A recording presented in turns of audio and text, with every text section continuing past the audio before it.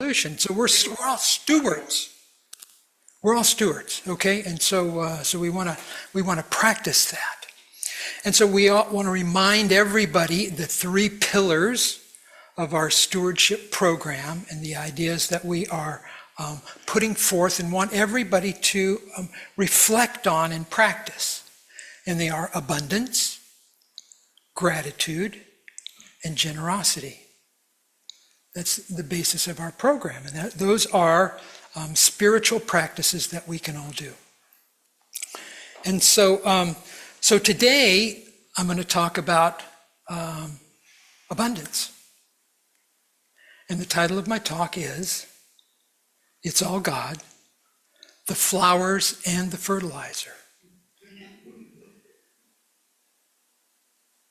And so I want to start with a human experience that we all have. It's a universal human experience.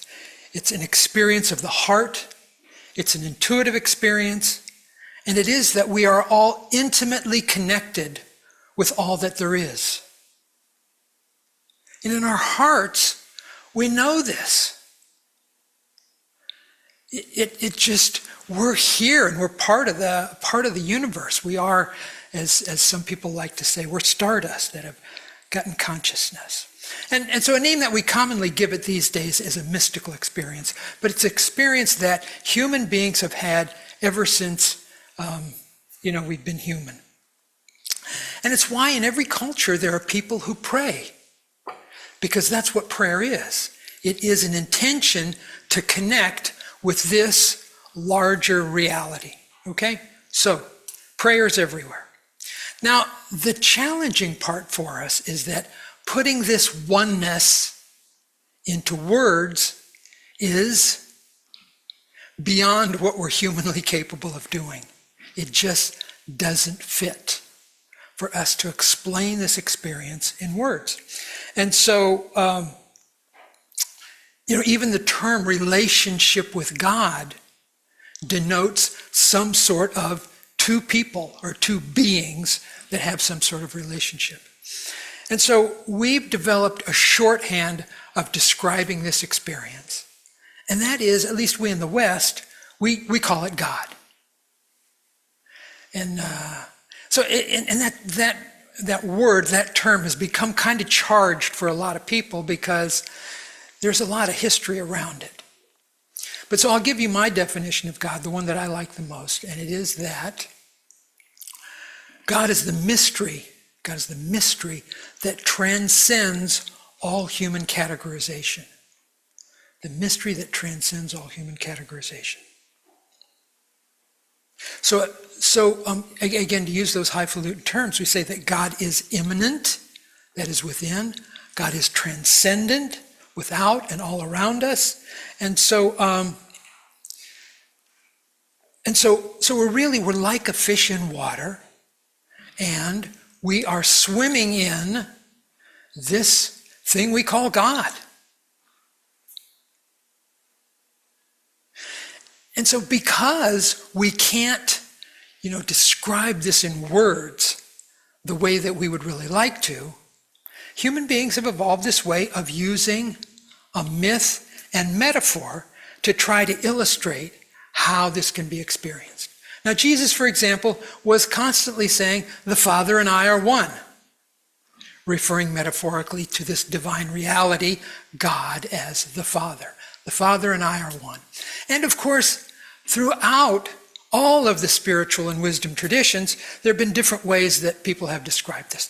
The Buddhist sutras see a net stretching in all directions. The Hopi speak of spider grandmother, who spins a great web connecting all things. To the ancient Chinese, it's the Tao, or the flow of the universe. The hymn of creation in the Hindu Rig Veda speaks of the absolute called Brahman.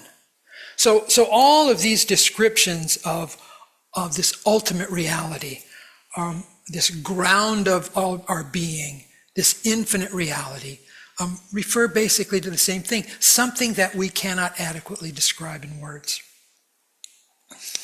And it is Unity's first principle, that God is absolute good and everywhere present, which is kind of the shorthand way of saying it.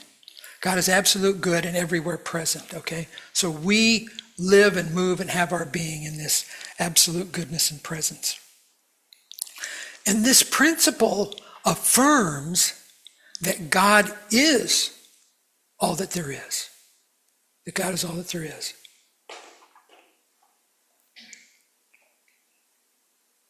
So that there's no way for us to be separate from this divine reality, this thing that we call God. And it even, because all of the spiritual traditions have identified this same concept, this oneness. It is the fundamental teaching of all mysticism that there's only one. It's got a name. It's called the perennial philosophy. And I know all you gardeners out there know what your perennials are. And so it's something that comes back, something that is there all the time. And so this perennial philosophy is the metaphysic that there's one divine reality. It's the psychology that we are all connected and a part of and an expression of this divine reality.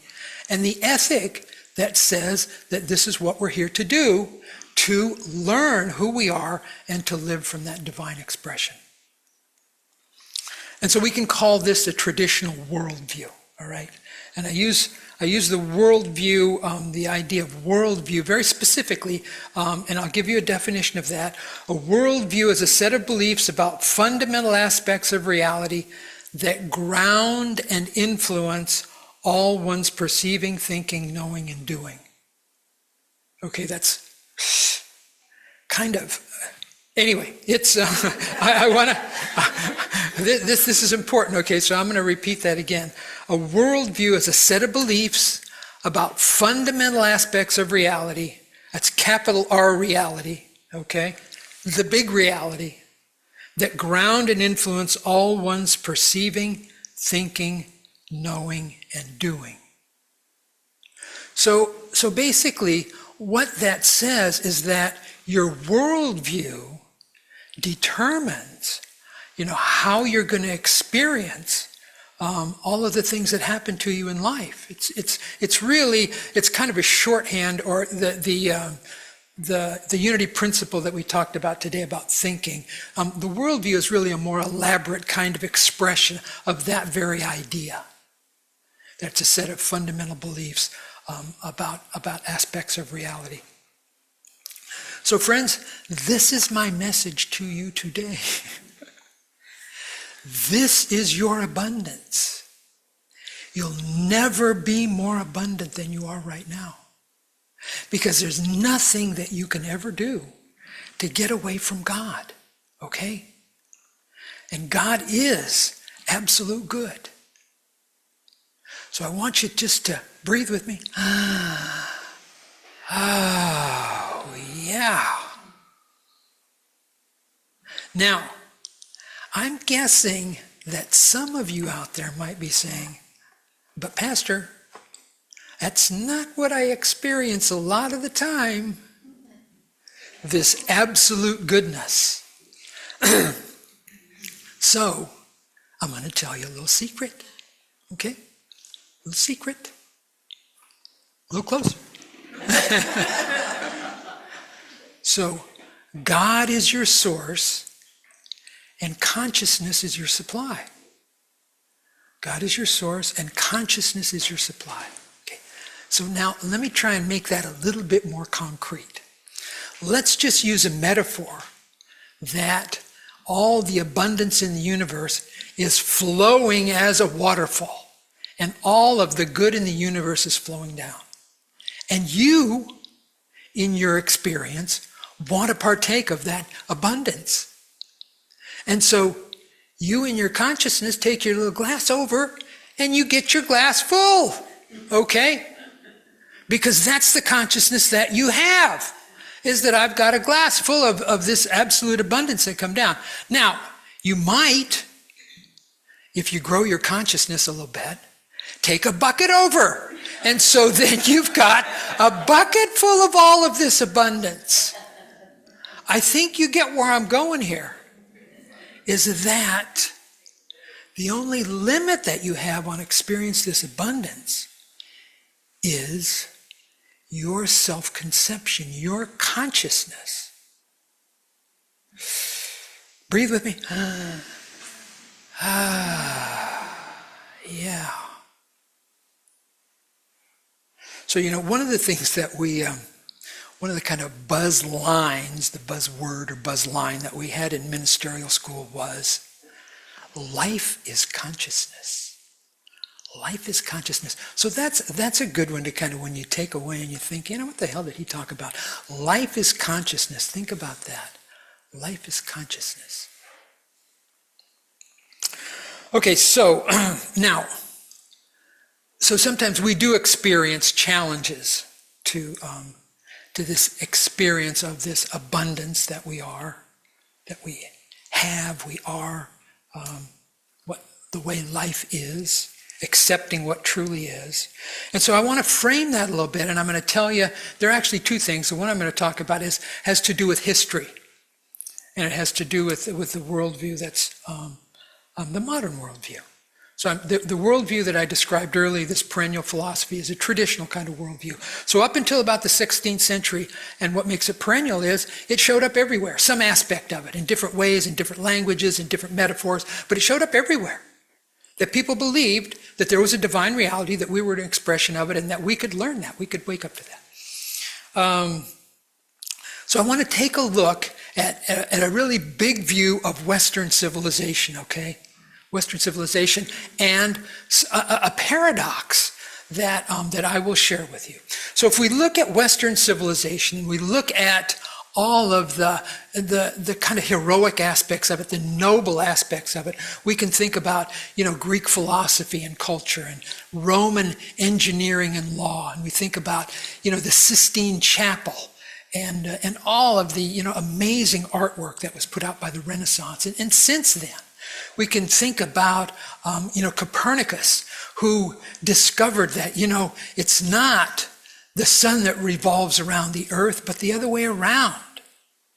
The earth that revolves around the sun. And all of the scientific kinds of things that we have discovered since then that are amazing.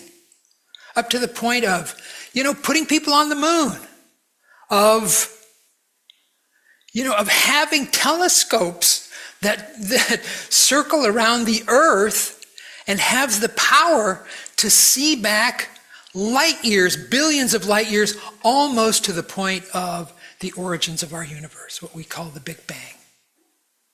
And now, of course, in the last however many years, decade or more, however it's been, this whole thing about artificial intelligence, which, depending on who you listen to, is going to save us, or it's the threat of the universe, So, but anyway, when you look at Western civilization, it's amazing what human beings have done in so many different areas. And yet,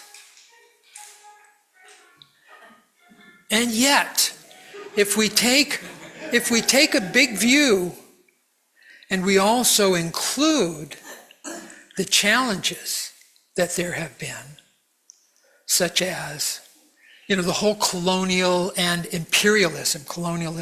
and all of the things that have been involved in terms of forced labor and slavery, in terms of things that have been the economic inequality that there has been all over in different cultures on the planet, and how all of the Western dominant cultures have contributed to that. In the 20th century, the 2 world wars and Holocaust and all the damage that has made. When we take a look at all of those different things, we see this paradox of, on the one hand, there's this amazing body of intellectual, artistic, scientific kind of accomplishments that human beings have, and paradoxically, at the same time, these monumental things that we have done that are so cruel to each other and continue to do to this day. And so how do we explain this difference? And so I want to frame this for you in a way that relates to what a worldview is. Okay? So I just described a worldview, which is so critical to how you experience your life. But so in contradistinction to this traditional worldview that I just described to you, there's a modern worldview that has come around and evolved over the last few hundred years based on all of the experiences that I've just described to you. So and I want to compare the two. So the traditional worldview is holistic and interconnected, so that we see ourselves, we human beings see ourselves as part of a larger living system, and we see nature and the cosmos as imbued with meaning and purpose. That it's all of a piece, that we are an integral part of that, and that it is meaningful and has purpose. Now, the modern worldview is analytical and reductionist. So what does that mean? It means that, ever since the Enlightenment, we have been more prone to analyze and use a reductionist kind of approach to understanding what the world is. So we see things and we reduce them to whatever chemical or physical or whatever it is, the kind of social system, and we reduce it to its lowest common denominator. And so this perspective really emphasizes rationality, empirical evidence, skepticism, and using science as opposed to be the primary means of acquiring knowledge. So the traditional worldview is experiential and intuitive. So that this is something that we have a direct experience of, rather than something through abstract reasoning or empirical kinds of science. And so we rely on our senses, we rely on our dreams, we rely on our spiritual experiences to understand reality. Now, so a traditional, or rather a modern kind of worldview is more analytical and reductionist, as I've just mentioned. And so there's a real distinction between the two, and we might even kind of summarize it as a way of the head versus the heart, okay? It's a heart kind of way of knowing versus a head kind of way of knowing. Now, the traditional kind of worldview very much depends on mythology and symbol. So that, again, because we can't describe these really powerful human experiences that we have of this oneness, that we use myth and we use symbol. So that there are all these creation kind of myths that we have that explain things, or metaphors that we use. So the modern worldview, very skeptic about myth and symbol, and in fact really play it down and think and call them fairy tales and say this isn't really what's real. So this is dismissing any kind of subjective form of knowledge at all. If it's not public and we can't all partake in it, then they just dismiss it. This modern worldview dismisses it. So the traditional worldview, very spiritually oriented and religious. So there's a strong emphasis on rituals, ceremonies, different kinds of practices. Nature is often revered, and we use actively ideas that connect the individual with the cosmos, like astrology, that sort of thing. That there is this connection, this automatic connection between the individual and the cosmos. The modern worldview, on the other hand, has a real strong emphasis on individualism. Individualism, autonomy, and self-determination. So it really leads to a prioritization of materialism, technological advancement, and a kind of alienation, because we don't see ourselves as a part of the natural world, this divine reality, which typically is dismissed anyway. So one of the quotes that one of the Nobel Prize-winning physicists has said is that the more the universe seems comprehensible, the more it also seems pointless. The more it also seems pointless. So I think that you can see when we compare the two, the traditional kind of worldview, the modern worldview, you can understand why there is this sense of alienation. There's this feeling that for me to define who I am depends really on how the society, how the culture is defining me. Because I'm not an integral part of the whole universe, I am setting up my own definition. And since we're social beings, what happens in the culture helps to define it. So what are the things that define us or make us feel like we're okay based on our cultural approval? How we look, the stuff that we have, whether we have some sort of status and achievement. Are you somebody? Have you accomplished something? Instead of this kind of inherent knowledge that I belong. I don't need to be something that is approved of by anybody else. I can accept myself just the way that I am. Another critical difference between these two worldviews is, in the traditional worldview, there is a sense of purpose. In this modern worldview, the universe is pointless, so there is no purpose for anything, let alone me and my life and what that means.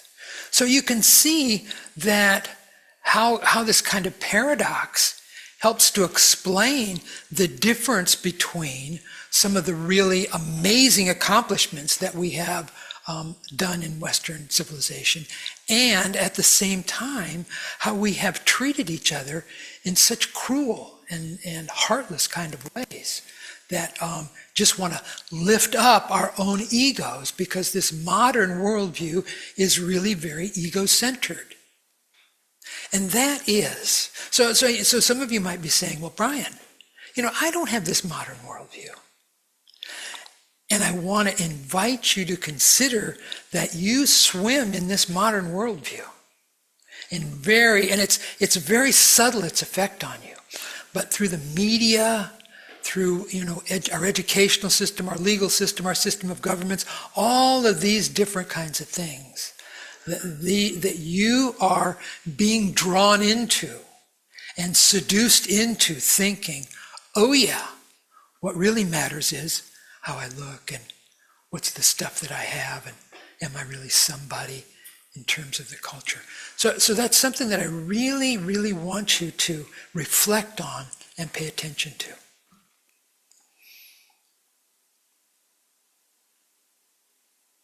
Okay, so there's another thing that can keep us from really experiencing our inherent abundance.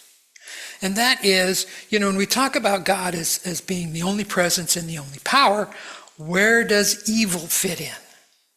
So what happens with, the stuff that we're seeing happening in the world that, that doesn't feel like this is good, that there's something wrong here. So what we believe in New Thought and what we teach is that God doesn't create evil, that there is only good. But does that mean that there's not evil out there? I mean, when you read the news and you read about, all the robberies and the murders and the rapes and the war and all the things that are going on in the news that you see, you bet there's evil. You bet there's evil. The important point is that evil is not an inherent part of the creation. It doesn't have its own inherent being. So there are not two forces in the universe that are competing against each other, God and Satan, or whatever other kind of force that you want to. Now, why do we see this evil then? It's because, we are we are human beings. We are spiritual beings. Spiritual beings. I want you to affirm that with me. Just hold on. I am a spiritual being. Okay? Together. I am a spiritual being. Okay? One more time with feeling. I am a spiritual being. Okay, so that's so important for you to stay in touch with that, because that's a key to how you're really going to feel your abundance, to realize that you're a spiritual being. So we are spirit manifest, exploring itself. Okay, and so we have this consciousness, and we're spirit exploring itself. Now, to do that exploration, we need to go to places that are unknown, that spirit itself is not conscious of, and that we, as spirit and God's unique expressions, are exploring. And that part of us is unknown. And Jung called it the shadow. It's the part that we are learning about and exploring as part of our being. And it is called the shadow. And we are, because it's not known to us, and it's easy to be afraid of it. Anybody had that experience of being afraid? Because it's an inherent part of this human experience. That you are here to explore who you truly are, and to be that as fully as you can possibly be. And that means that we need to go to those unknown places and those places that we're afraid of, friends. And that keeps us from experiencing our full abundance, because it limits our consciousness. It limits our consciousness because we're afraid. When we overcome those fears and we expand our heart and our mind, wow, we really can experience all that abundance. So I can take this big old barrel over to that waterfall and really feel so much of that abundance.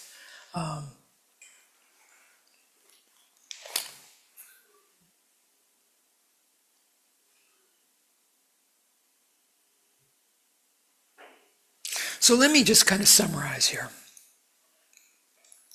What I'm laying out for you today is this premise that it's all God. We have an unlimited source of abundance that is always available to us. We get distracted by our modern worldview that focuses on our ego and denies our divinity. Okay? So we get really centered on leading our lives from this ego-centered place, and we lose connection with that divinity, that truth of who we truly are. And we are afraid to claim our own power and live out our purpose, and we project that fear out on the world as evil. Breathe with me.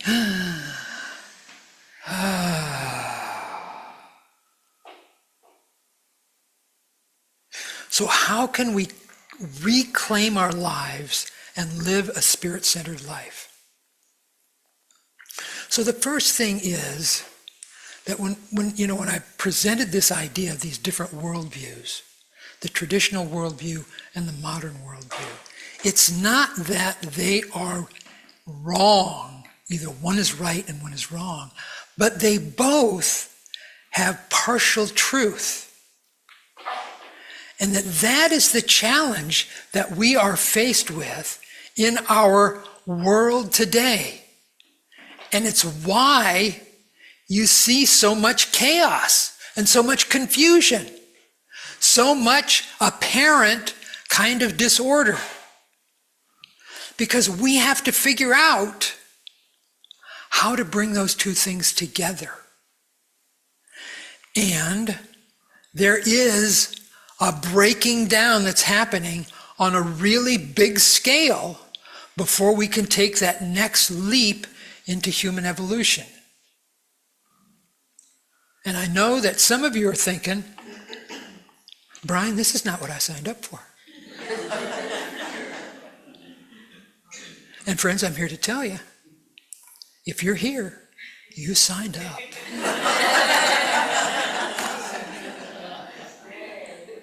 So you're probably going to be able to move through this faster when you accept that. So,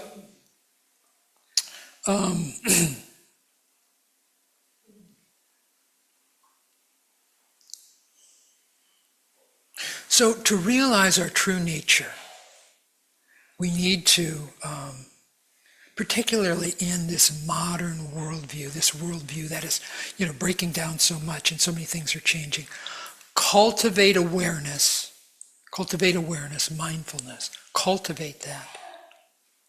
To practice self-reflection. Okay, so we all the spiritual traditions have talked about this witness, to cultivating the witness, so we can actually see ourselves, so we can get to know ourselves better. Nurture connections with others and nature. Very important that we keep this connectedness that is an inherent part of who we are, and that we cultivate that. To do our spiritual practices that keep us connected to our higher self. And above all, to honor our soul's journey and to live out the life purpose that you have incarnated for.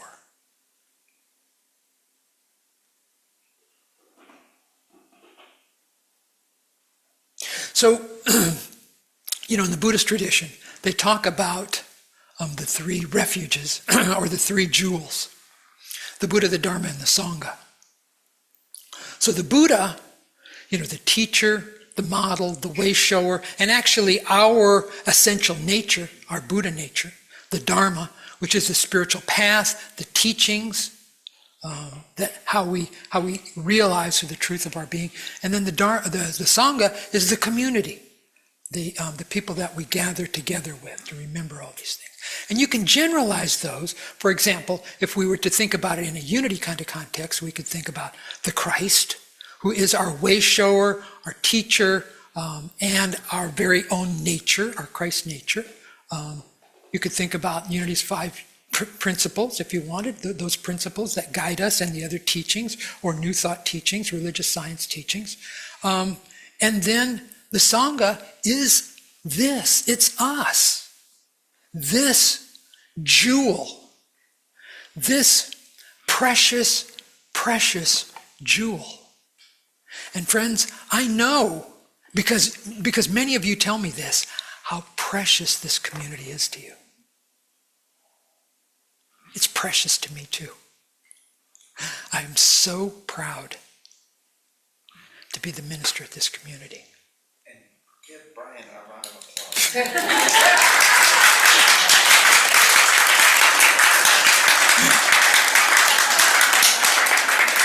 Thanks, buddy. I'll pay you later. So when, as part of your abundance, it's really important that you realize this treasure that we have, that we co-create here together.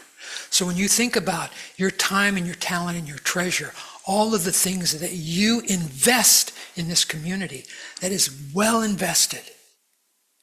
Those things are so critical because it's what forms the consciousness. And just like you have an individual consciousness, there's a collective consciousness. And so that when we come together, we lift each other up. We move forward. We are part of the imaginal cells that are part of this transformation that's taking place, as you see so much that is being broken down out in the outer world. Okay, friends, I've carried on way too long here. Chris is back there pulling his hair out. Let's give me this thing here. So I do have an affirmation that I want to conclude with. Okay, and so this is it. And let me say it.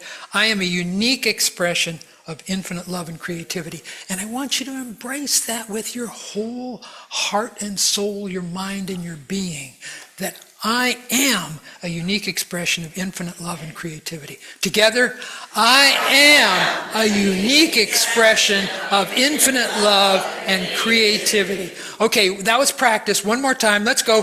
I am a unique expression of infinite love and creativity. Thank you, friends. God bless you.